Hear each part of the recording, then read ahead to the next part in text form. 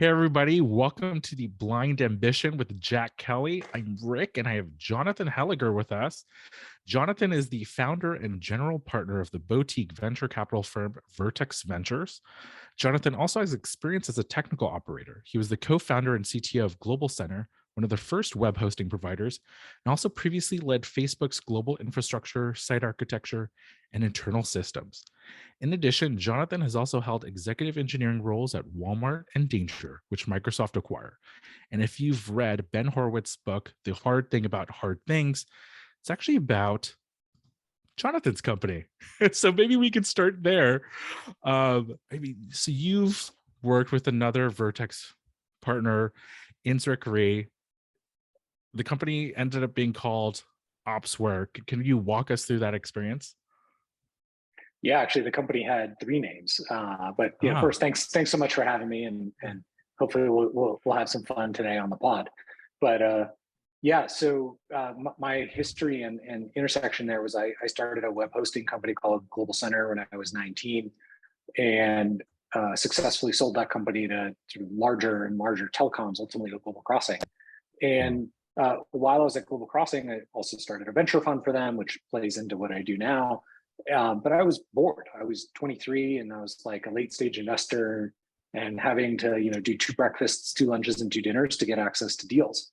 And one of the guys who worked at Global Center at the time was buddies with Insric Ray and said, you guys should talk. They're working on a similar idea. And I was like, okay, cool.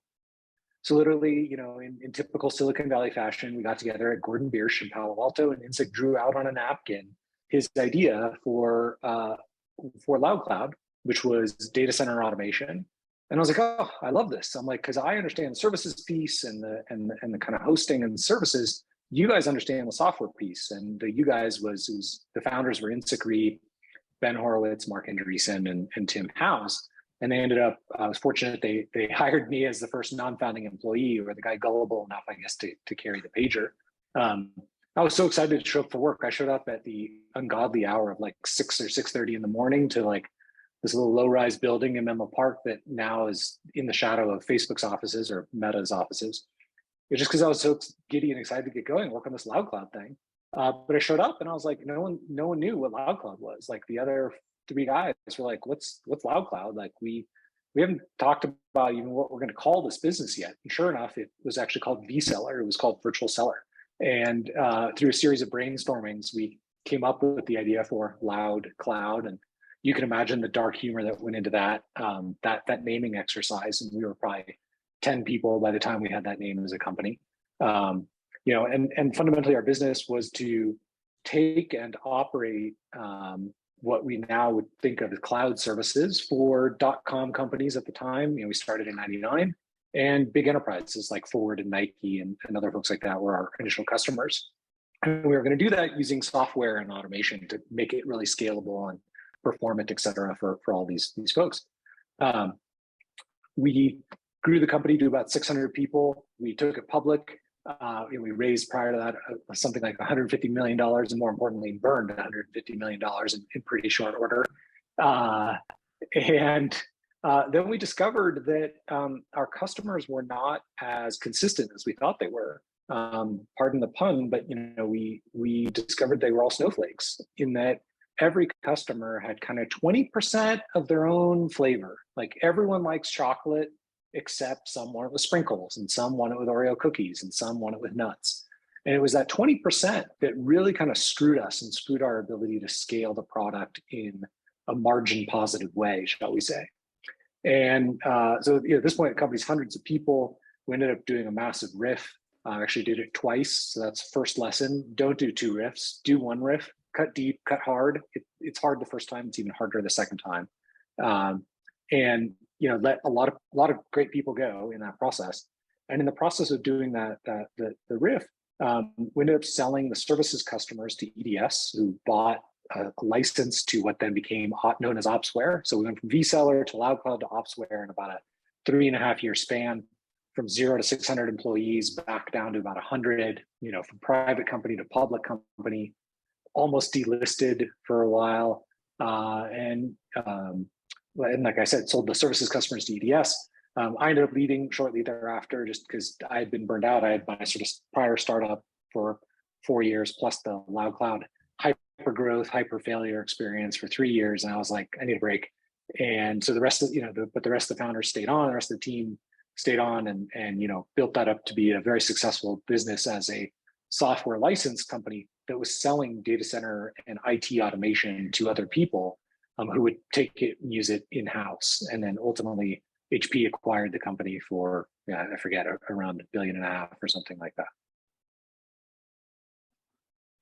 That's an interesting ride. How did that have to be a rough experience? Because you were still a young guy and you scaled up, you're like, this is fantastic. And then having to let go so many people twice, that's brutal. Especially, a lot of people have no morals, ethics, they don't care. But if you're like a regular person who actually has empathy and cares, that's like heart-wrenching. That's right. It's like terrible. It's gut-wrenching. It's terrible for sure. And I mean, I think that it's hard on both sides, right? It's obviously harder on the people losing their jobs than the ones who have to, make the decision to let people go, especially if they're, good people and they've been performing. Because essentially it wasn't anyone's fault, right? It was our collective fault.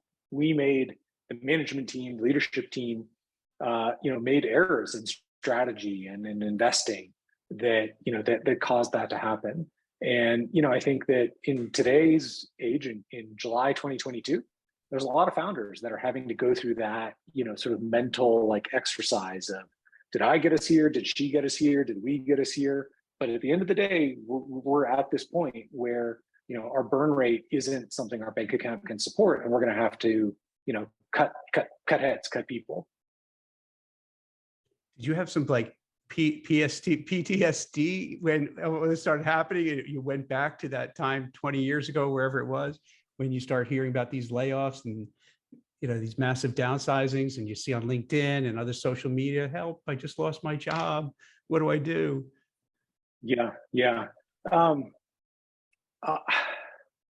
wouldn't say I have sort of PTSD, but I have a lot of empathy, right, for the people and for the founders. And part of that is, Rick, is we at Vertex, we decided to invest when we started the fund in 2015 to invest in B2B software companies predominantly.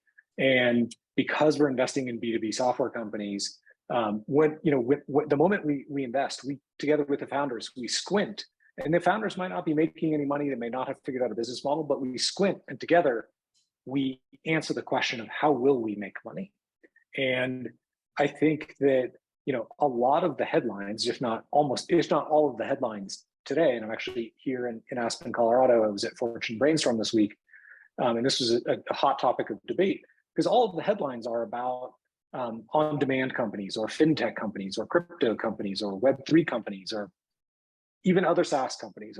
We shouldn't leave them out of the list, where they started the company and no one took the time to ask, how are we going to make money? How are we going to build a business here?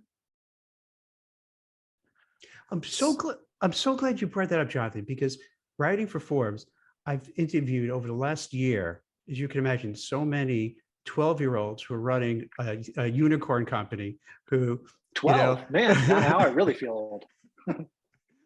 Well, when you start getting gray beards, people look younger, and you start, thinking, wait a minute, maybe I could be this person's parent. This is scary. So you see that, and I look at the valuations, and they're all nice people too, which makes it even harder to kind of put your head around it.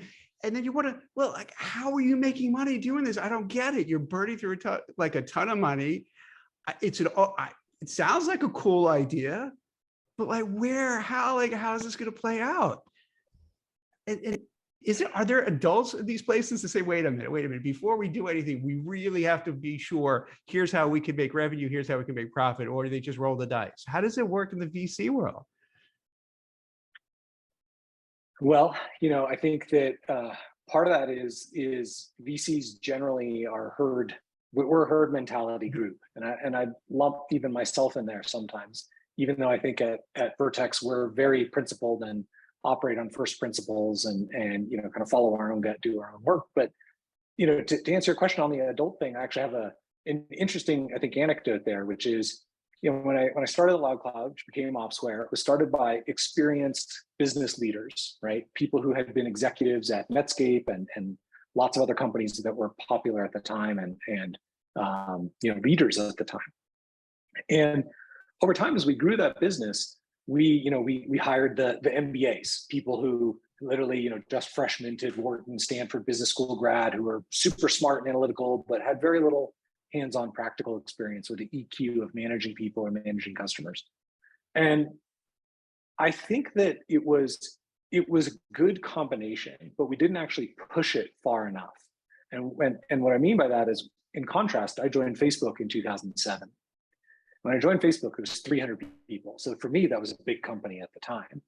But the bulk of those 300 people, that Facebook was their first job, right? And I was then now the adult supervision, one of the gray hair folks to come in and hopefully help and hopefully not screw it up too badly. And around 2007, 2008, 2010, that's when we started layering in more experienced people who had seen how to build Google, people who had seen how to build large infrastructure or sales organizations or ads businesses or, you know, deep learning and AI businesses before. And I actually think that as the company is growing, I'm not saying that one starting place is better than the other, but I think ultimately what it means is that as a company grows, you need to have a good mix of experienced leadership and talent and naivete and people who are willing to, you know, stay up all night, throw spaghetti against the wall and see what happens. Because if you don't have both, then you will either miss the spark of innovation and ingenuity, or you will, you know, you will be in that situation that you just described, where you've got this company with a really high valuation, but all the really high valuation is I sell you this bottle cap and you think it's worth $10, and then you sell it to someone else for $100 because you're able to convince them of that. That's all the valuation is. I'm curious. This is a popular topic that comes up on Blind, right? When you're at a startup and you're one of the original employees, and suddenly there's this wave of more experienced, more specialized, like the quote unquote like others. If you're in that situation, it's very easy to get defensive, right? Or wonder what the heck is going on. Do you have any kind of advice for those like startup OGs of how to work with these new, more experienced folks like yourself? Advice on how to bridge the gap, I That guess. gap, Yeah. right. I mean, I think one of the challenges of any company, right, is I have to hire, if I'm leading the company, or let's say I'm not leading the company. Let's say Kelly is leading the company, and Kelly's leading the company. You know, she has to hire people to fill a job, and you know, on day one, that job has a certain surface area, but by the time day 100 rolls around, that job surface area has grown. And if you're at a mature company, Nestle, Exxon, Cisco, whatever, the surface area is not going to change very much, right? Because it's already big and very well defined. But if you're at a 10-person organization, chances are in 100 days, that 10-person company is probably now 50 people or 100 people itself. And then those 100 days, that job, maybe I was a manager, maybe I was a director, it's grown. And the question now is, have I, as the person filling that role, have I grown at the same pace as the company has grown? That's the first problem. Second problem is that naturally, people are good at different phases of growth. Personally, I hope, I think I'm kind of good at the beginning parts of growth. And then I'm kind of less good, but I'm still okay at the like scaling up teams once there's like lots of complexity in organizational work. And so, for example, like I would be a terrible hire at like a Series B company, because it just means that like I'm not a good fit to, you know, run a team and do a lot of work at the same time. I'm either good earlier or good later. And so in terms of advice for people who may be at that Series B company today and now are finding themselves layered, or that their job is getting narrower, I would actually focus on the depth of the job, for example, because as I just used that surface, the surface area analogy, just because it's, you know, just because it's gotten bigger doesn't necessarily mean that you're still the best person to sort of do all of that. And ultimately, I think, Kelly's job is the CEO, and then ultimately every manager that reports to her, like their job is to hire people better than them, right? And that's what allows the jobs to be narrower, but actually they end up being way more complicated because they are narrower. And that, fundamentally, it's sort of that adage of like, you just don't know what you don't know. And so remaining curious and remaining open to new ideas, new input, et cetera, I think that's tremendously important, whether you're the experienced person coming into that company or the person who's already at that company, who's had the job as head of marketing or head of engineering and is now being told, well, you're not going to run the whole thing, you're going to run this piece of it. Right. And I mean, final thought there, I guess, is like, ultimately it's beholden on, the organization and those people to, be adults and say like, hey, we're going to work together. Right. So that it's, take lessons learned from outside world, combine that with how the business is operating internally. One thing I know I hate, and I'm sure a lot of people who listen to this pod, hate as well, is like when, you hire that new executive and they're like, oh, when I was at Canon, oh, when I was at Google, like we did it this way, right? Come on. Like, sure, it's great that you did it at Google. This company isn't Google, right? It's its own thing. It has its own personality. I mean, one of the benefits of someone that can say that, right? Like, hey, this is how we did it at Google, is when you're at an organization like that, sure, like the surface area might be smaller, but the impact, or in terms of like the scale, is immense, right? And we often have like technologists, they're looking to up level their career. They go to a larger company and they're dissatisfied with the title that they get, or the so-called like job level that they get, right? And in most cases, it might be because they haven't worked at scale, right? Or they haven't demonstrated that impact. Like, do you have any advice for a technologist to learn what it's like to work at large scale, even if you're at a startup? Are you asking about sort of the like how to make a trade-off between a job title and impact at scale, something like that? Or That's right. Sorry, maybe, yeah. Yeah, the people I of mean, Blind, John, they're very concerned about their title, their level, their TC. Yeah. They're Yeah. So like, yeah, I mean, it's how do you navigate title. I was going to say titles are one of the hardest things to figure out, because they mean so much to some people and they mean so little to some people, right? They're very different than a dollar of compensation, or getting a CEO award, or whatever the case is. At Facebook, when I started, we had no leveling, we had no job ladders, no titles, nothing like that. Literally, I forget even what my first business card title was. It may have even just been blank. We put in like a 7-level system for engineers, from E1 to E7, and I want to say college grads were like an E3, for example. And so then why do you have E1 and 2, right?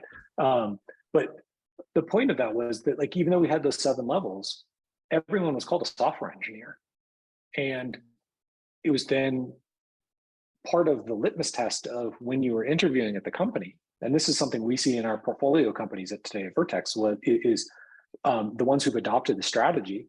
The people who come and interview for those jobs, they've self-selected for the mission, for the impact they're going to have, to work with their friend Kelly, or this other amazing leader or person, over like, oh, I can go interview down the street and like they're going to give me the senior architect, blah blah blah title.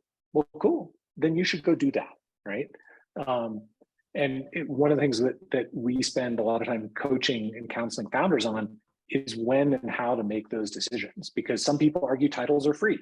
They're easy to give away, and like we just discussed, subset of the population thinks they're super valuable, and other people think titles are our structure, and they stratify our organization. And if you put the wrong person in a senior title, that the whole world's going to come crashing down. So my advice, plain and simple, is titles really don't matter. Impact matters. What you do matters. Who you work with matters. What you learn matters. the things that you can then put on your resume or your LinkedIn or your, blind profile, right? Like all those things matter. Jonathan, on a macro level, and this is not a fair question to ask, but what do you think is going to happen in this whole startup space, in these unicorn companies? Are you going to have a lot that don't make it? Are you going to have larger companies just take over some of the ones that have maybe some good technologies? Is it going to dissuade people from maybe going to work for a crypto or Web3 or startup and maybe go to a more mature Google, Microsoft, what have you? How do you see this playing out in the future? Totally unfair question, because if I knew that answer, I know. If you had a crystal ball, right? Then you would know, like, okay, I'm gonna invest in this one and short this one. Yep. So yeah. Yep, exactly. Well, I think I'll start with some obvious things, right? Yeah. We've been in an up market, in a bull market for whatever, 10, 12 years now. That had to end at some point. The bad news is that no one can exactly predict when it would start, or when it's going to end, or when it's going to change. But I think that the other sort of like really obvious thing is that tech is certainly being hit pretty hard right now. A lot of stocks are down. Tech stocks and SaaS stocks in particular are down 50 to 80% year to date. That's not good. The market's shifting pretty rapidly for companies. And it's really different 3 months ago than it's going to be 3 months from now, right? So that's, I think, sort of all the kind of motherhood and apple pie stuff. But I think, at least in the short term, and again, just to sort of plug our own strategy as being B2B software investors, the thing we like is that we're squinting at business models on day one, and there's lots of capital that wants to invest in those companies, or excuse me, in those types of companies. Still today, on July 14th, right? Regardless of what might be happening at GoPuff or Twitter or whatever the case is, a big company or a little company. I do think that it's a scary time to be a founder, just as it was in Q2 of 2020. We saw a huge pause of people leaving their jobs to start companies in Q2 20, because no one knew which way the world was going to go, and if tech was going to die or grow, whatever the case was. And obviously the last 2 years in particular have been tremendously positive for tech writ large. We've created all kinds of new ways of using tech, which gets me to my conclusion. Tech's not going away. We're not going back from touchless payments using your credit card to using gold coins to pay people for things. We're not going back to having to go to the grocery store, every time you need an orange, from Instacart and delivery services like that. Whether it's a B2B company or a consumer company, the world has embraced tech writ large. And I think what it's at least will continue to carry us in the short term is that many businesses who had kind of given the Heisman to technology and then were forced into it in 2020 and 2021, those digital transformation projects, just to borrow a McKinsey term, that we're midway through them, and they have to finish, because there's no other way that those companies are going to grow and survive without being tech first or tech enabled. And that means you might be a luxury brand, or it might mean you're Kohl's, or it might mean you're an ag food company, or excuse me, an ag materials company. Like, technology has permeated every corner of the world.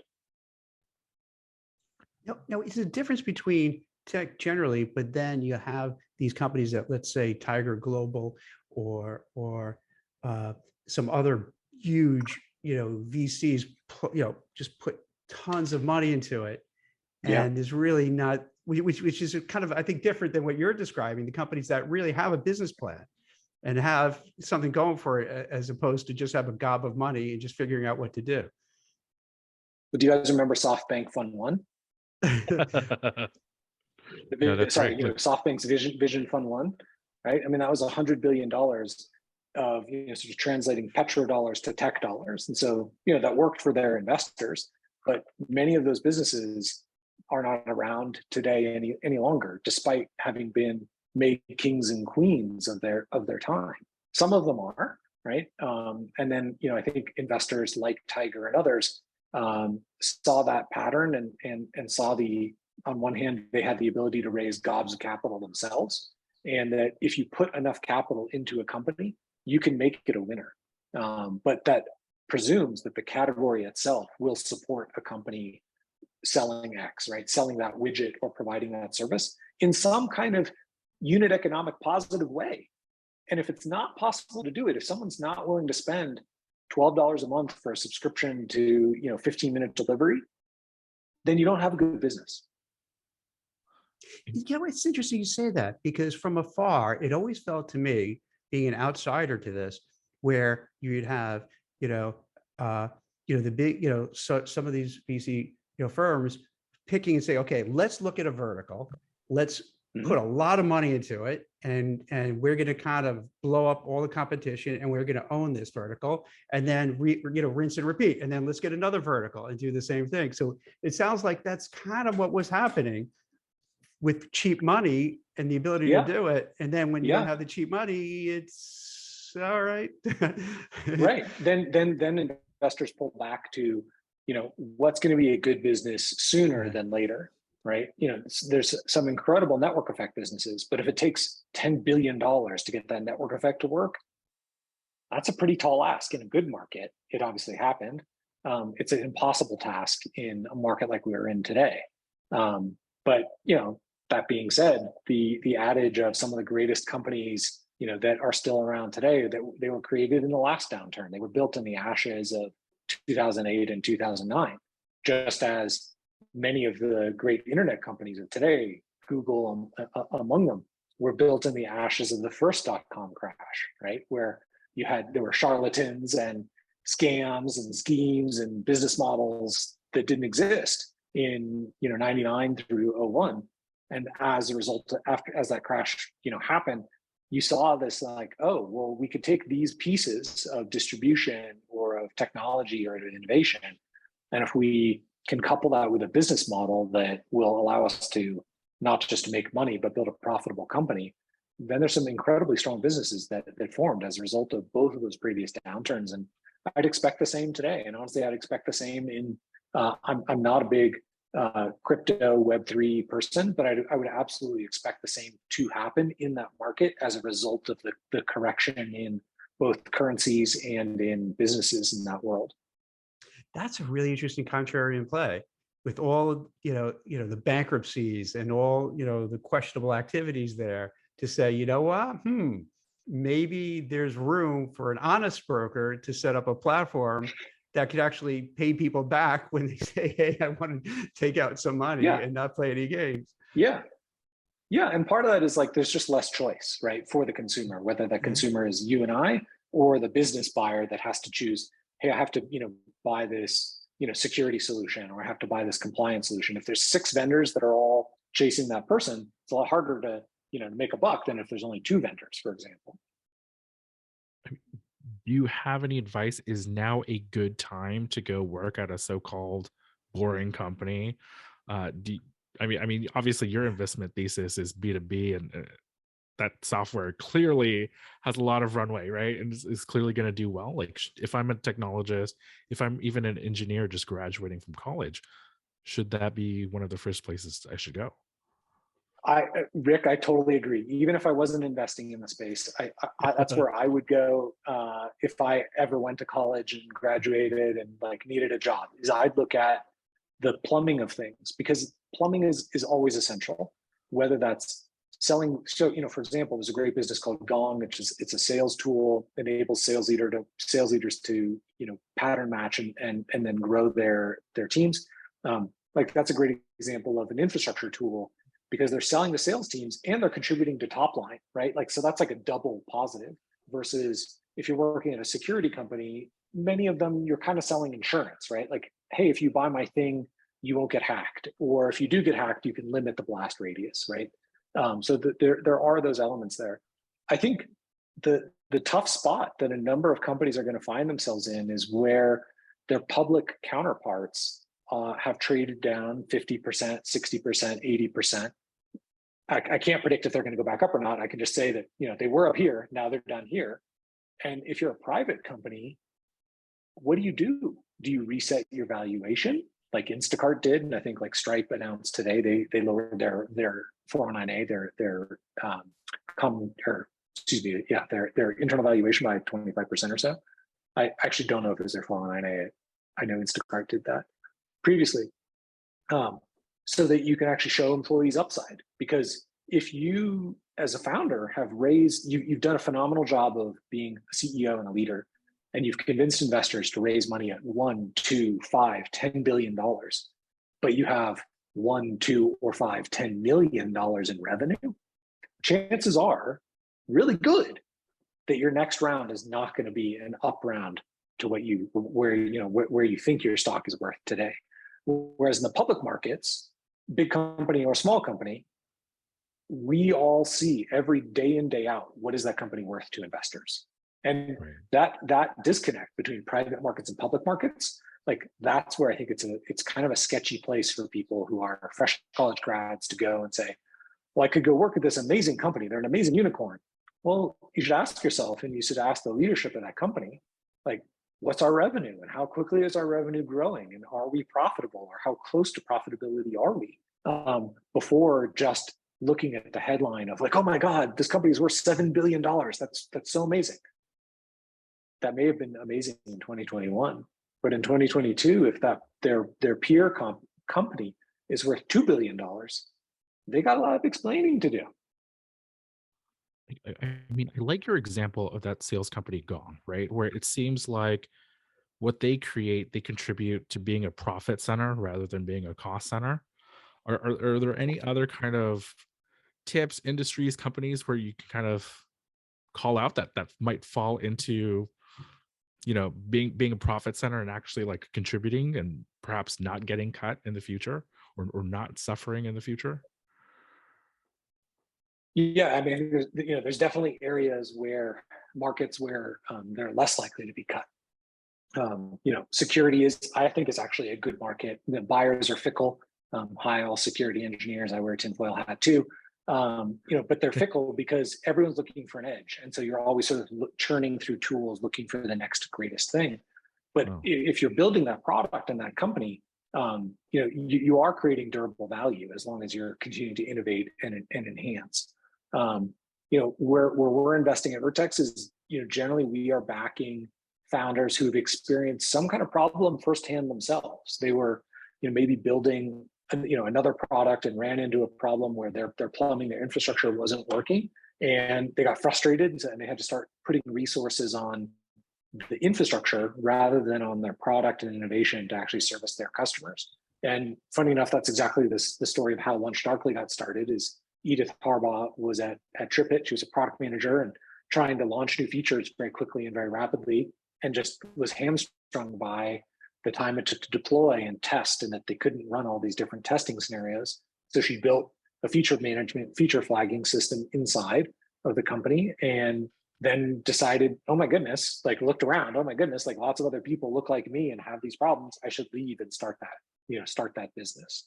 I think that kind of what we were talking about a few minutes ago, the whole cloud transformation, digital transformation thing, there's a lot of dollars in startups working on Kubernetes and working on cloud cost management and on cloud scaling. Guys, gals, we are still so early in the journey from on-prem to cloud that, like, I forget where the exact number is today, so I won't pull it, other than I'm pretty sure it's like single digits in the market still. It's not even double digits, right? That, like, any company that's working to help a traditional business move their applications from on-premise or from stovepipe applications to microservices or something that's highly distributed, highly scalable, lowers their cost. Like, that's a very durable business. Maybe not as durable as an example like Gong, like you just said, but still tremendously valuable.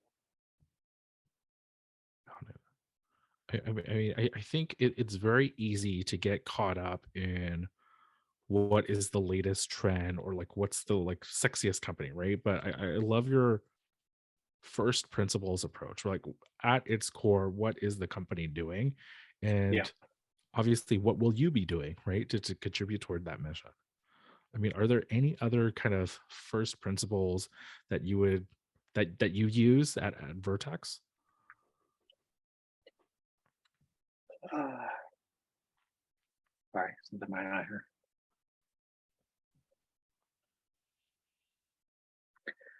I mean, they're not necessarily, I guess they are kind of first principles, but other things that we look for in founders are, their attributes or their archetypes. We look for people who are visionaries, people who like to build, people who like to do things. We think that, maybe like us when we were younger, that's what makes an attractive CEO, is the person who's got the vision, who's infectious, who can rally their troops and build a community, and obviously sell their stock to investors and sell their product to customers.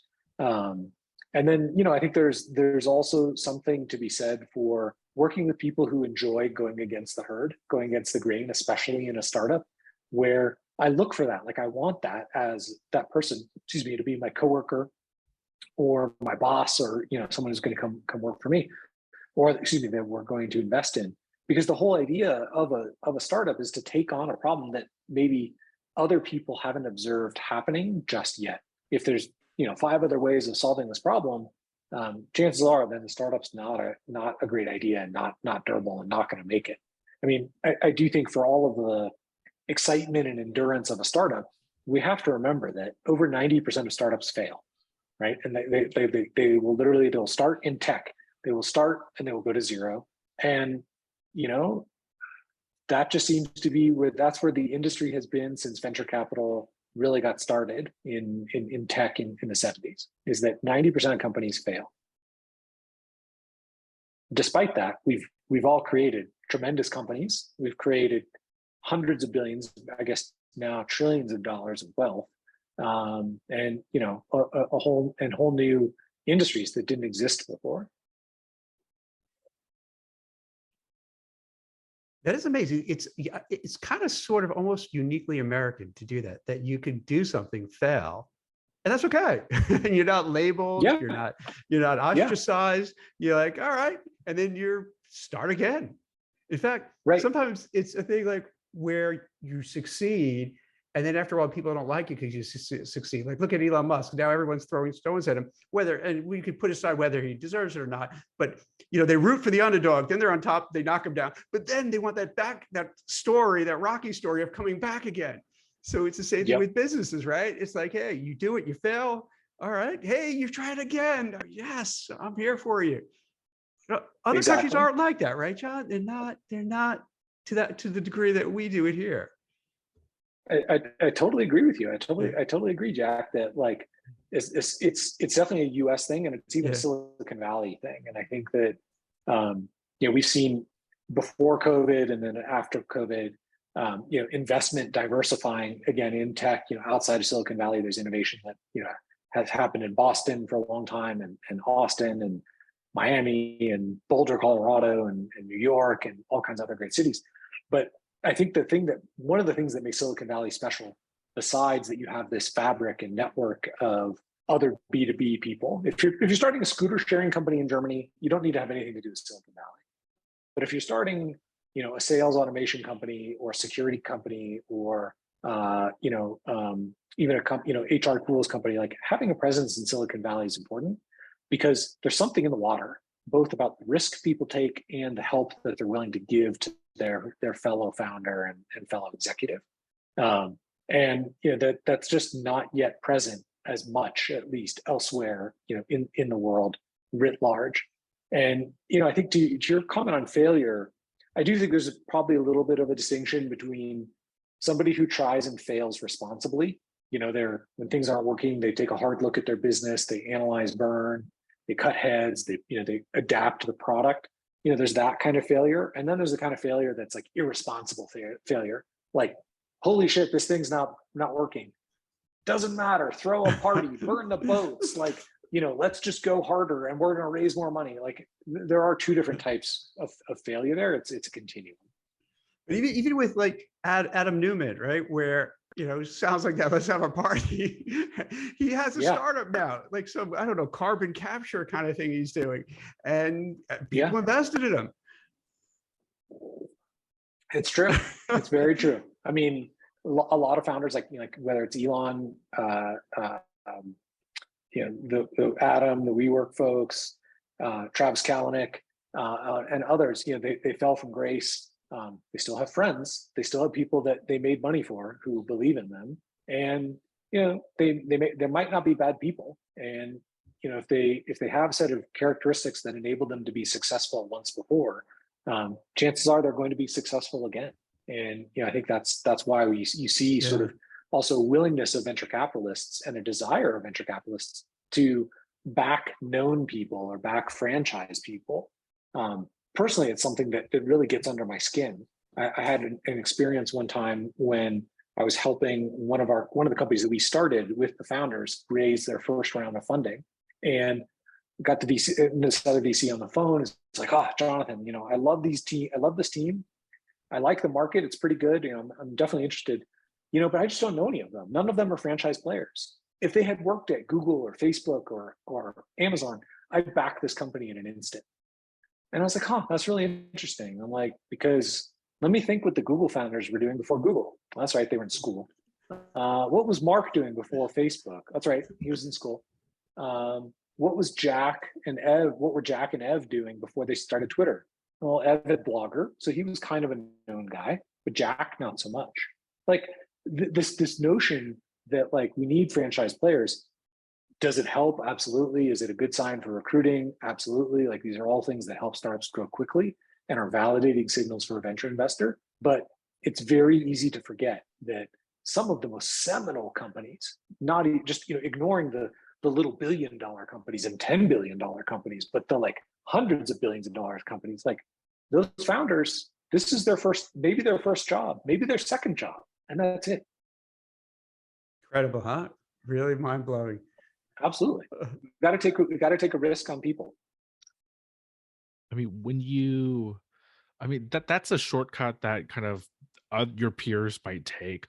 Are there signs or patterns that you've noticed, like these archetypes outside of being a franchise player, that you think are common among like exit ready or near exit companies?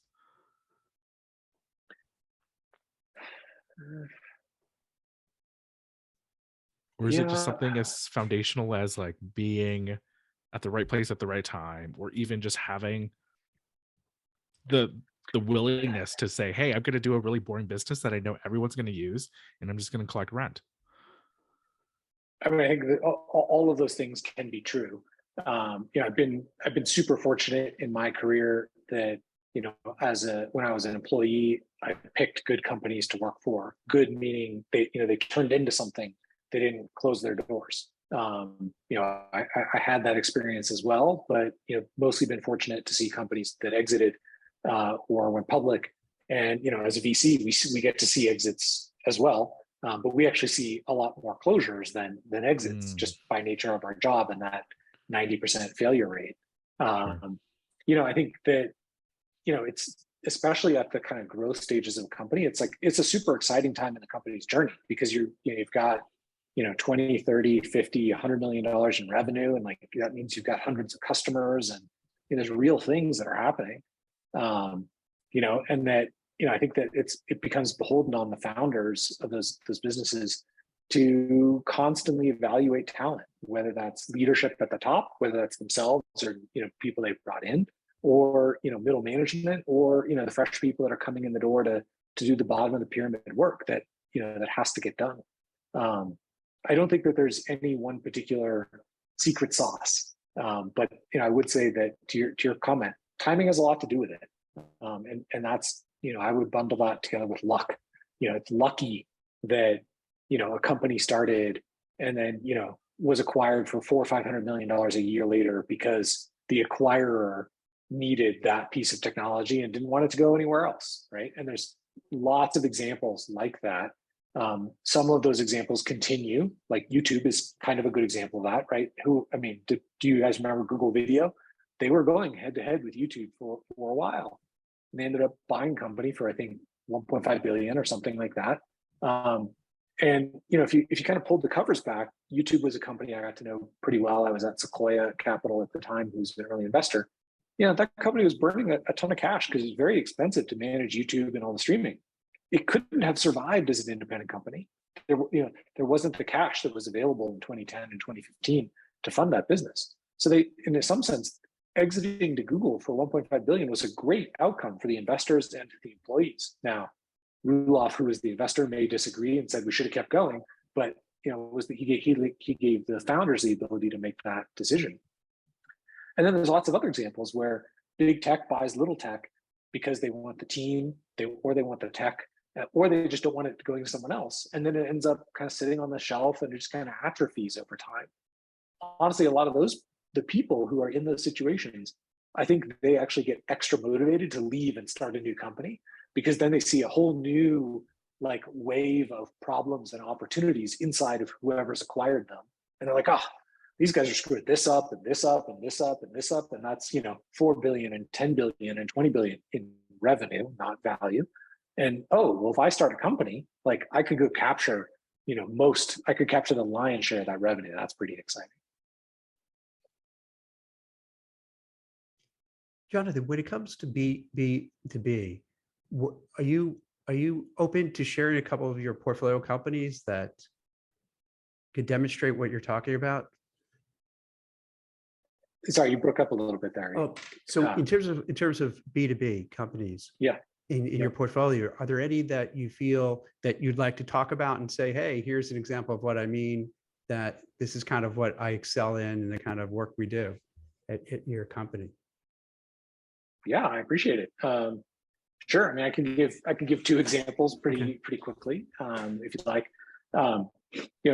First example of a company we're super excited to be invested in is LaunchDarkly, and I mentioned Edith a moment ago about kind of how she started the company.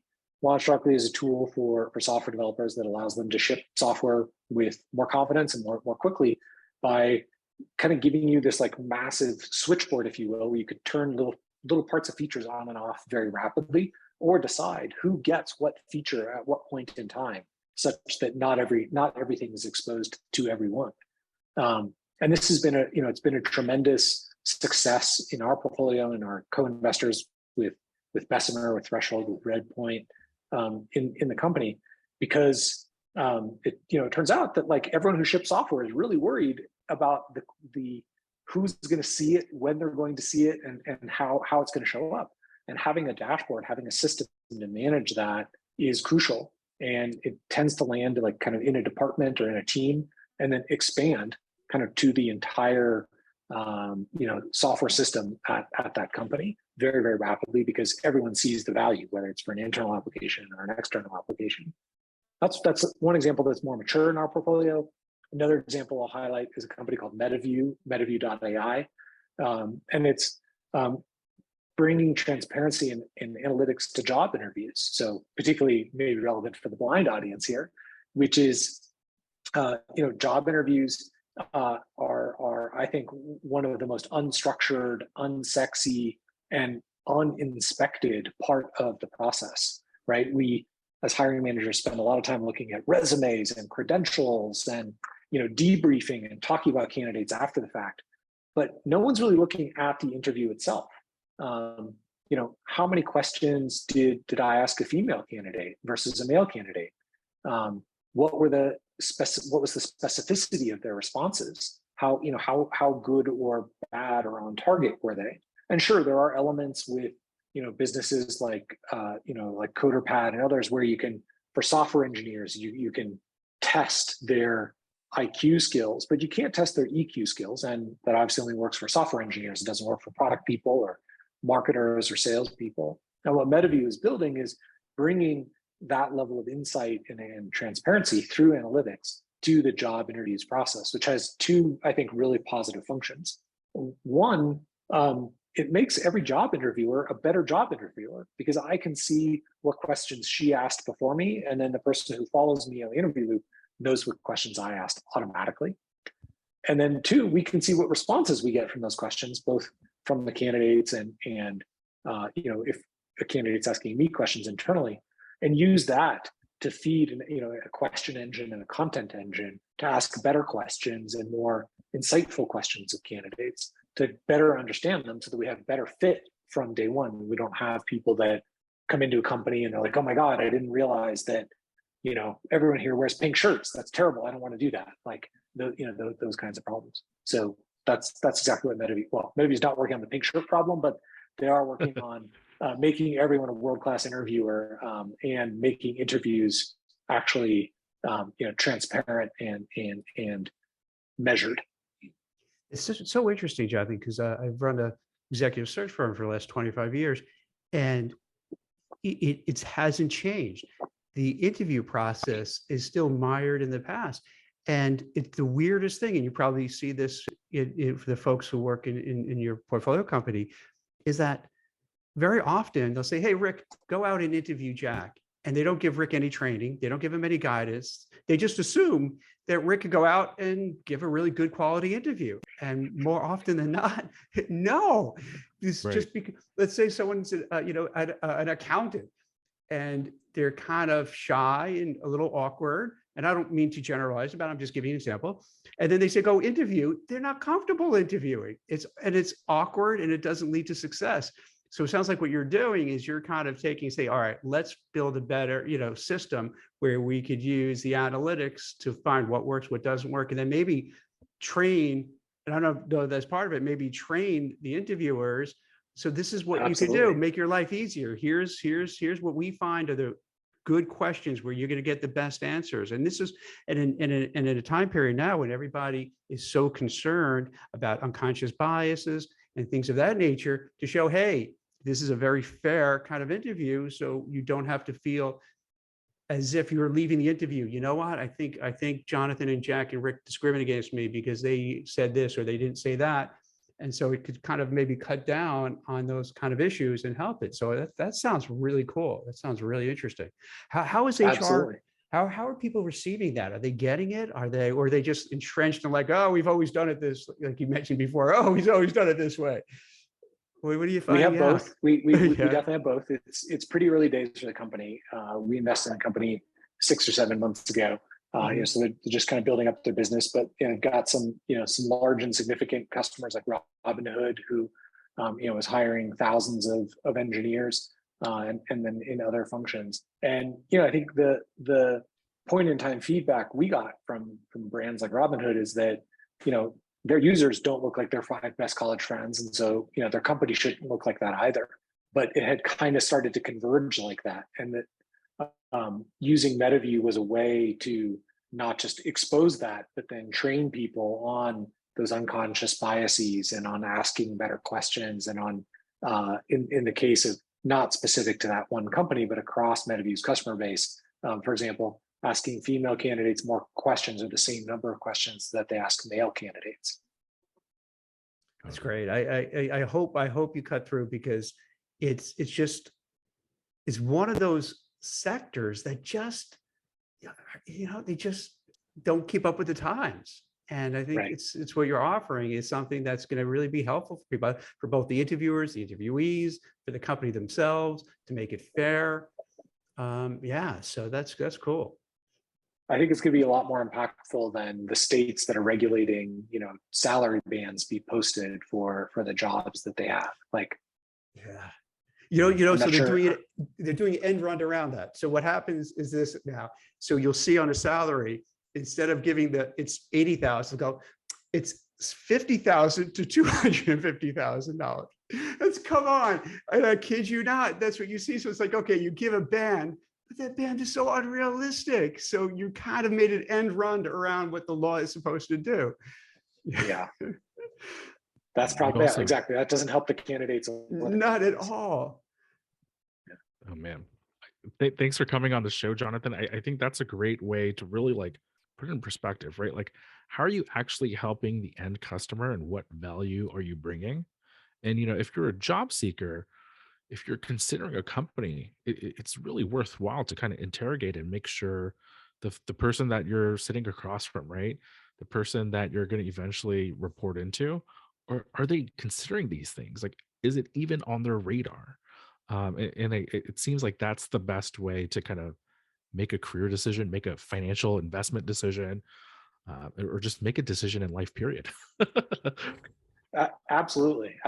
Yeah. I mean, just a final thought on that is, I think the first thing to think about is, what's the customer's desire to pay? How strong is the product market fit? Is it working? Is it not working? and what are the numbers that prove that desire to pay? And then the second thing is who are my customers and what's their ability to pay me? And are they going to be okay? And that's obviously, that's hard, that's complicated, right? But I think job seekers should do their homework and ask those hard questions of the people they're interviewing with. And I think if they do, they will not only be more satisfied, but they'll actually be a whole lot more educated on how the company that they're potentially going to work for operates and works. I think that's right.